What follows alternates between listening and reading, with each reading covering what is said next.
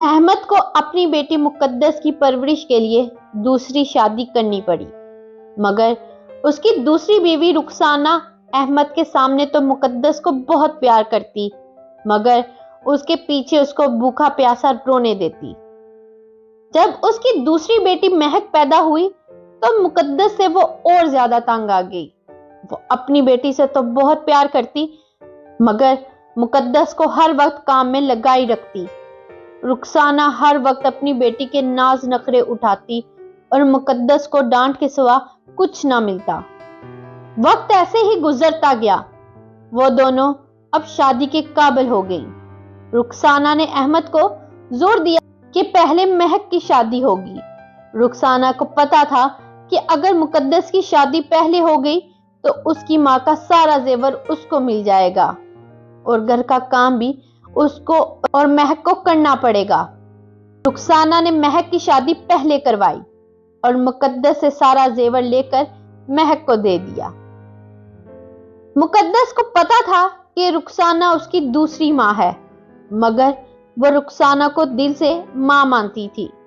इसीलिए वो चुपचाप रुखसाना का हर जुल्म और कड़वी बात बर्दाश्त करती कि एक ना एक दिन माँ उससे भी प्यार करेगी। मुकद्दस की जब भी शादी की बात होती तो रुखसाना कोई ना कोई बहाना बना देती। एक दिन रुखसाना को दिखना बंद हो गया।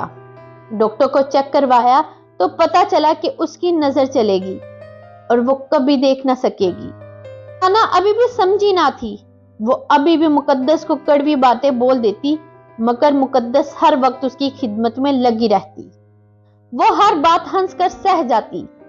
एक दिन रुखसाना ने मुकद्दस के ऊपर इल्जाम लगा दिया कि तुमने मुझे मारने के लिए मेरे खाने में जहर मिलाया होगा।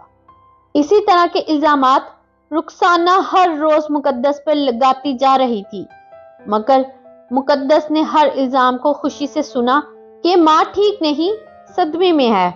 जहां मुकद्दस रुखसाना का इतना ख्याल रखती, वहां महक एक दफा भी अपनी माँ का हाल तक न पूछने आई।